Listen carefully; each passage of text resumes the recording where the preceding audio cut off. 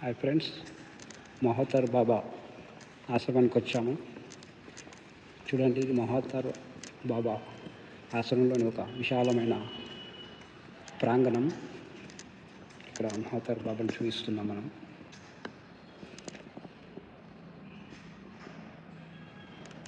చూడండి, మహోతర్ బాబా ఆశ్రమం.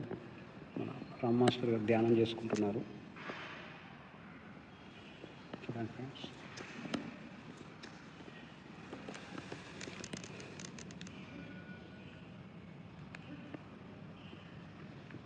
మాస్టర్ అయితే ధ్యానం చేస్తున్నారు. నేను సైలెంట్గా మాట్లాడుతున్నాను. మీకు ఈ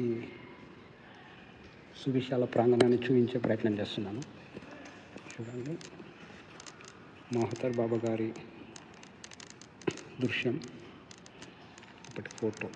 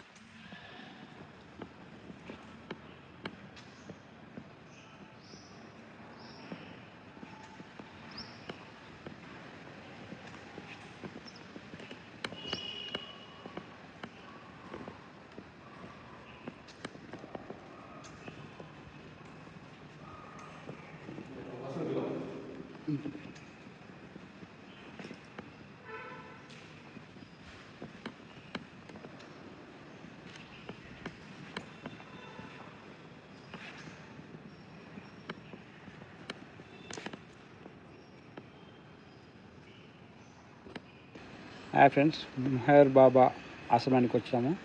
మేము ఇక్కడ కొన్ని బోర్డులను చూడడం జరిగింది. ప్రతి దాంట్లో ఆత్మ చైతన్యము ఉంటుందని చెప్పి ఈ బోర్డులు మనకు చెప్తున్నాయి. అయితే ఇక్కడ రాతి రాజ్యం అంటే రాళ్ళు చూడండి కింద, వీటిలో కూడా చైతన్య పదార్థం, ప్రాణశక్తి ఉందని ఇక్కడ చెప్పడం జరిగింది. అట్లాగే లోహరాజ్యం, అక్కడ లోహం, ఇత్తడి, తగరము, వెండి, బంగారము, ఇనుము అన్నీ లోహం కిందికి వస్తాయి. అక్కడ బిందెనిచ్చారు, దాంట్లో కూడా ప్రాణశక్తి ఉంది అని చెప్పారు. మెహర్ బాబా చెప్పారు. అలాగే వృక్షరాజ్యం, దీంట్లో ప్రాణశక్తి ఉంది. ఇదేంటంటే ఒక మట్టిని ఆధారం చేసుకొని నిటారుగా తలపైకెత్తి ఒకే చోట ఉంటుంది, కదలేని పరిస్థితిలో ఉంటుంది. కాబట్టి దాంట్లో కూడా ఉంటుంది. ప్రతి దాంట్లో ప్రాణశక్తి. క్రిమి రాజ్యాన్ని చూడండి. ఇలా మెహర్ బాబా గారు ఇచ్చిన మనకు సందేహాలు, మనకు ఎన్ని అద్భుతమైన విషయాలు చెప్పారు. క్రిమి రాజ్యంలో కూడా చైతన్యం, క్రిమి చైతన్యం అక్కడ రాశారు కదా. క్రిమి చైతన్యంలో ఆత్మ సత్యంత చలనం యొక్క అనుభవాలను కూడా పెట్టుకుంటున్నాయి కదా అసలు. కింద ఇచ్చారు కదా, పాము, కీటకాన్ని ఇచ్చారు.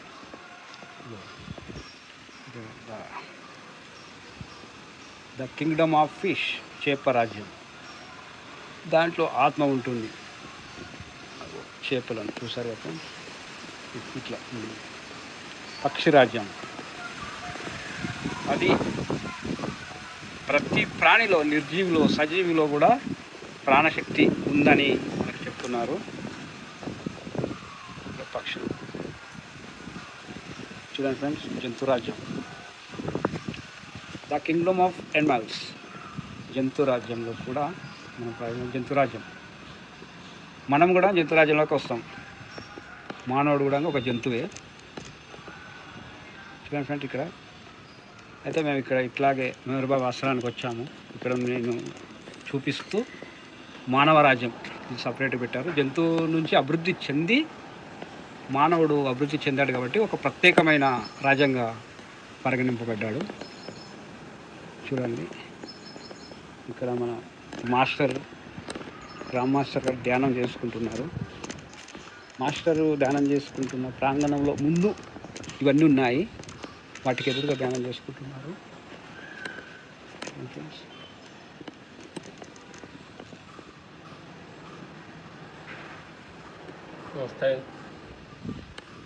మిత్రులందరికీ నమస్కారాలు. ఇక్కడ బోర్డులన్నీ మా మైనా షూట్ చేశారు.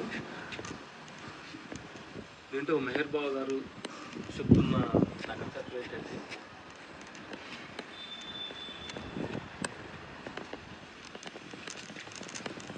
రాయిలో కూడా ఆత్మ చైతన్యం ఉంది, కొంచెం తక్కువ మోతాదులో ఉంది. అలాగే కొంచెం ఎక్కువ మోతాదు అంటే అంటే చెట్లు రూపంలో కొంత ఎక్కువ మోతాదులో చైతన్యం, ఆత్మ చైతన్యం కొంచెం ఎక్కువ ఉంది.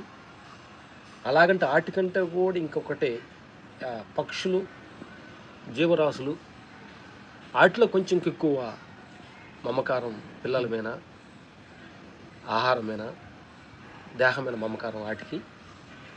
వాటి నుంచి అలా ఫైనల్ స్థితికి వచ్చేటప్పటికే మానవుడికి ఇప్పుడు ఒక రాయికి మనకి అది చనిపోయింది, బతికుందో కూడా రాయిని మనం కొట్టినప్పుడు దాన్ని మనం గమనించలేము. అలాగే వచ్చేటప్పుడు చెట్టులో వచ్చి మనం గమనించవచ్చు. చెట్టుగా నరికే పని అంతా అది జీవం లేకుండా చనిపోయిందని, చెట్లన్నీ ఆకులను వాడిపోతే చచ్చిపోయింది, ఇది బతికిందని మనం చెట్టులో మనం నిర్ధారించగలవచ్చు. దానికంటే పక్షులు కొంచెం ముందుకెళ్తే పక్షుల్లో ఇంకా కొంచెం చైతన్యం ఉంది. అవి పిల్లల మీద, దేహం మీద, ఆహారం మీద కొంచెం మమహార ఎక్కువ. అలాగే జంతువుల్లో కూడా అదే మోతాదులో ఉంటుంది. జంతువులకు వచ్చేటప్పటికి వాటి ప్రాంతాలకు కూడా వాటికి కొంచెం, నా ప్రాంతానికి నువ్వు రాకూడదు, నీ ప్రాంతం పోకూడదని పులులు, కోతులు కొన్ని కూడా ఆ ప్రాంత భేదాన్ని కూడా చూసుకుంటాయి. అంటే కొంచెం పక్షుల కంటే ఇంకా కొంచెం స్థితిలో ఉంటాయి. అన్నిటికంటే మానవుడు ఆత్మస్థితి ఎక్కువ చైతన్యంతో నించున్న జీవుడు కాబట్టి ఆయనకి చైతన్యం ఎక్కువ ఉంది. బట్ మనకు ఆరోగ్యానమైన తెలివి కూడా ఎక్కువ ఉంది. అన్నిటి మీద, నీటి మీద నడవగలడు, గాలిలో పోగలడు, ప్రతి జంతువునన్నిటిని కూడా మనం వశపరుచుకోగలడు. కాబట్టి అంత అనంతమైన శక్తి మనిషికి ఉన్నది.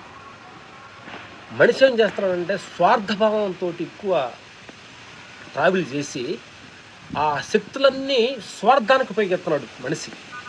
అంటే ఎక్కువ సంపద గురించి, ఎక్కువ కీర్తి గురించి, ఎక్కువ దేహ సుఖాల గురించి, దేహ సుఖాలతో బాగా ఆనందించాలని నోటి సుఖం, దేహ సుఖాలతోటి ఎక్కువ అనంతమైన శక్తిని మనం వేస్తాటికి దుర్వినియోగం చేస్తున్నాం. కాబట్టి నిరంతరమైన ఆ శక్తిని నువ్వు ఆత్మస్థితిలో కానీ కూర్చొని, ఆత్మలో కానీ నువ్వు చైతన్య రూపంలో కానీ నువ్వు కూర్చుంటే అనంతమైన శక్తితోటి నువ్వు విశ్వానికి నువ్వు ఒకటైపోయే శక్తి నీలో ఉన్నదని ఈ భైర్ బాబా గుహ దగ్గర నుంచి నాకు వచ్చిన ఒక అనుభూతి మీకు చెప్తున్నాను. కాబట్టి మన స్వార్థభావాలని కొంచెం తగ్గించుకుంటూ, దేహ మమకారాలు, దేహ సుఖాలు తగ్గించుకుంటూ ఆత్మస్థితిలో కానీ నువ్వు ఎక్కువసేపు కానీ జీవించగలిగితే నీ ఆత్మ నువ్వు భగవంతుడు ఒకటవుతావని ఈ నాకు తెలిసిన అనుభవపూర్వక చెప్తున్నాను. ఇట్లు తప్పులుంటే క్షమించుకుని పొందడం కొరకు పరమాత్మ నుండి వేరుబడిన ఆత్మిత్రులారా, మా బెదరు కొన్నేదో కొద్దిగా ప్రాబ్లం అంటే బెదర్ హాస్పిటల్ దాకా వెళ్ళాడు. ఆలోపు ఎందుకు నేను హాస్పిటల్లో కూర్చోవచ్చని మేము మెహర్ బాబా ఆశ్రమంకి వచ్చాము. లోపల కొంచెం ధ్యానం చేసుకున్నాము, కొన్ని బోర్డు చదివాము, ఆడ కొంచెం ధ్యానం చేశాను. ఇక్కడ కొంచెం కూర్చున్న తర్వాత నాకు అద్భుతమైన బోర్డులో చూసిన తర్వాత అద్భుతమైన ఒక బాబా గారు ఒక వర్డ్స్ రాశారు. మేము ఆయన రాసినంత గొప్పగా చెప్పలేము, కానీ నాలో ఇప్పుడు చదివి దాన్ని నేను అనుభవించుకొని మీకు చెప్తున్నా. బాబా గారు ఒక అద్భుతమైన ఒక గంధం పేరేంటి చెప్పండి అన్నారు. అది దాని పేరే రావడం పేరు మీద ఆయన మెయిన్ బుక్ పేరు కూడా ఇప్పుడు చదివి చెప్తాను నీకు. గాడ్ స్మిత్ అని ఒక బుక్. ఆ బుక్ దేవుడు మాటలని ఒక బోర్డులో రాసి పెట్టారు. అక్కడ దాంట్లో ఏం రాశారంటే సృష్టి ప్రణాళికారంలో పరమాత్మ ఆత్మగా డివైడ్ అయ్యి ఆత్మ డివైడ్ అయిపోయి ఆ కార్యంలో నేనెవరిని అని ఒక చైతన్య నేనెవరిని అని ఒక 12 వక్రాల మొత్తం సెర్చ్ చేసుకుంటూ నేనెవరిని మొత్తాన్ని తీసుకుంటూ వచ్చేసి చివరికి చైతన్య స్వరూపాన్ని నేనే భగవంతుణ్ణి అనే కన్క్లూజన్ ఇచ్చాడు. అంటే ఆయన చెప్పిందని మేము బాగా చెప్పలేకపోయాం, ఇంకా దాన్ని కూడా బోర్డు తీసుకుంటాం, బోర్డులో కూడా మీరు చదివితే ఇంక బాగా చెప్తారు. దీని ప్రకారం తెలుసుకున్న సత్యం ఏంటంటే పరమాత్మలో నుంచి ఆత్మ ఇడిపడి ప్రపంచం మీదకి మానవుడు ఆత్మలోకి వచ్చి ప్రపంచ కంటి ద్వారా, ఇనికిడి ద్వారా, మాట ద్వారా అంతా తెలుసుకొని నేనెవరిని అని ఫైనల్ తెలుసుకొని నువ్వు చైతన్య ఆత్మ స్వరూపం నువ్వని తెలుసుకొని నువ్వే భగవంతుని తెలుసుకోవటమే మనిషి జీవితకి పరమార్థం. మనం చేయాల్సిన ఎండ్ పాయింట్ నేనే భగవంతుణ్ణి అని తెలుసుకోవటమే ఈ సత్యానికి, ఈ మానవ జన్మకి ఫైనల్ సరిపూర్ణం. నేను దేహాన్ని కాదు, నేను మనసుని కాదు, నేను బుద్ధిని కాదు, నేను మాట్లాడే మనిషిని కాదు, చూసే కళ్ళు కాదు, వినే చెవులు కాదు, నడిచే కాళ్ళు కాదు, ఈ 2 చేతులు కాదు, ఏళ్ళు కాదు, వీటన్నిటికి ఆధారమైన నేను పరమాత్మ సాక్షి, పరమాత్మ చైతన్య స్వరూపాన్ని నేనే భగవంతుడని తెలుసుకోవటమే మానవ జన్మానికి పరిపూర్ణ అర్థమని మాకు తెలిసిన అనుభవంలో చెప్తున్నాం. మీరు కూడా ఈ పరిక్రమణలో నేను ఎవరిని, నేను ఎక్కడి నుంచి వచ్చాను, ఎక్కడికి వెళ్తున్నాను అనే ఒక సత్యాన్ని మీరు లోపల కూర్చొని మొదలుపెట్టిన రోజు నువ్వెవరో నీకు అర్థం వద్దనేది చెబుతున్నాను సార్.